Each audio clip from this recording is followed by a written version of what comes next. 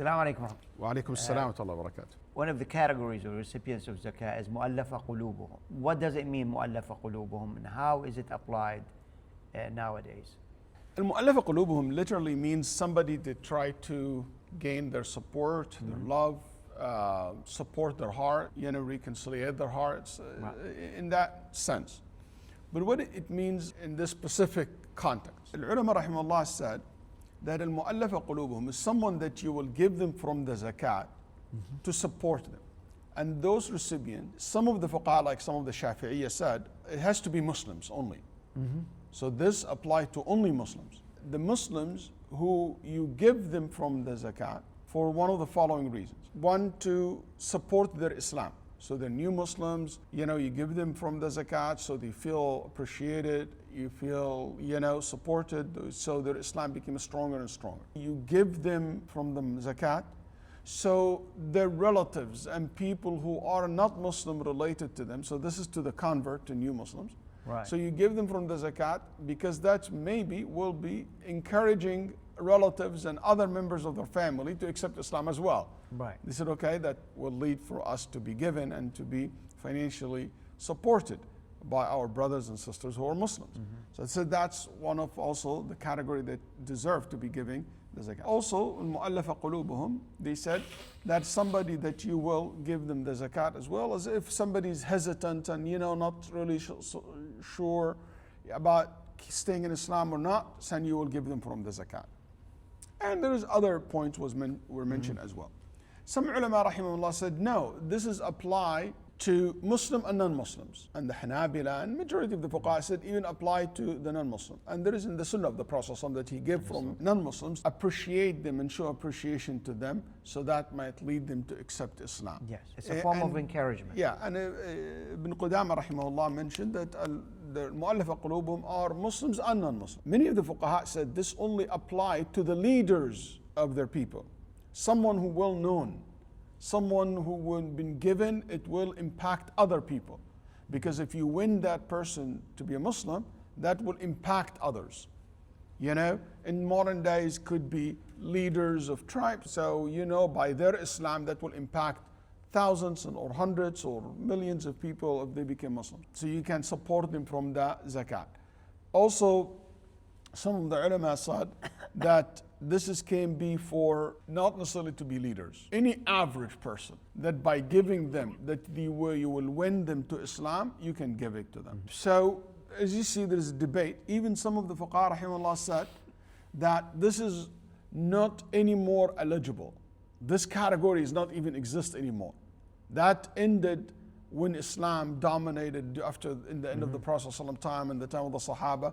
They said that's not, this is only in the time when Islam was weak and Muslims were weak, so they used this as a form of gaining support. Because one of the recipients of al-Mu'allafatu Qulūbuhum, someone who's not Muslim, that you want to give them from the Zakat to protect yourself from their evil. Oh, wow. So to protect yourself from their harm. So I'm giving them part of the Zakat. Like, for example, at one time, the Muslim had the internal fight during, I think, Abdul Malik ibn Marwan with Ibn Zubayr.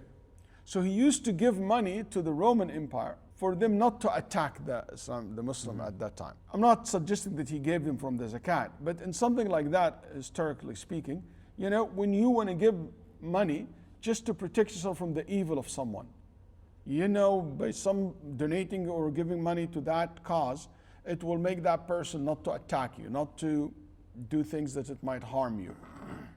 So this is a tool or a resource, a financial resource in the hand of the leader to use to the best interest for the community and the best interest of the people. That's led some of the ulama said that the one who decide about al-Mu'allafatu Qulūbuhum, not me and you. They said it has to be in the hand of the rulers and the people who collect the Zakat, the people in charge. So let's put a summary for those. So if you, here in America, you want to apply this rule of al-Mu'allafatu Qulūbuhum, we'll say if it is for the general public, that means I just win somebody's heart to become Muslim, or it is someone who became Muslim and I want to give him support to stay as Muslims, or maybe will impact his family. That means you can use this as an individual, and you can give Right. to those who you think they are, eligible to be categorized as al-Mu'allafatu Qulūbuhum. Right. And it will be left to the person's best judgment. But if you talk about an impact that have a general impact, okay? Let's say, can I use part of the zakat for a lobby money? So I will use this money of zakat to lobby for example, protecting the community from a law that it will harm people. Let's say there is a law will prevent people from salat, prevent people from practice their religion, or bury their dead as Muslims, or marriage, or anything of that nature. And I'm going to use the zakat money to lobby to make sure that freedom of religion will continue and Muslims will continue to be able to practice their religion in their homes, in their masajid, in their private life. And I will use that money to lobby for such things. Or I will lobby for a candidate that he will, not be a supporter of war, unjust or unfair war. Can I use the zakat for something like that? For something that is clearly there is a best interest for the general public. Can I use the zakat for that? So those will be left to the hand of the people in charge of collecting the zakat to make that decision. I personally don't like to open the door for these areas because I don't like the zakat of the Muslim money, Muslim community, to be used for political reasons. Especially if we know that so many times the use of the zakat for political causes can be done by people not necessarily who will look at the best interest of the zakat itself. That's number one. Number two, also not necessarily it became more of a political gambling, not really a very strategic move that it will really most likely results of bringing a good and positive results of what we're aiming for. Also, the political game and the money in politics is millions and millions and millions of dollars, in my opinion. And not in my opinion, that's the reality. Okay? It can so in my opinion, so it can actually consume all the wealth of the Muslims and will not be left anything for causes. The least I can say, it's as important as this, which is the poor and the people in debt and the masakeen and and the family that who don't have money to provide even dinners and clothing for winter. What about all those people? And it's not like we have, like what we see, me and you, we're in the masjid, what we see that the zakat funds barely can cover these areas. These recipients. Yeah. So if imagine you're going to put like hundreds of thousands from the zakat money to do some, political lobbying and stuff like that. I'm not a big advocate for that.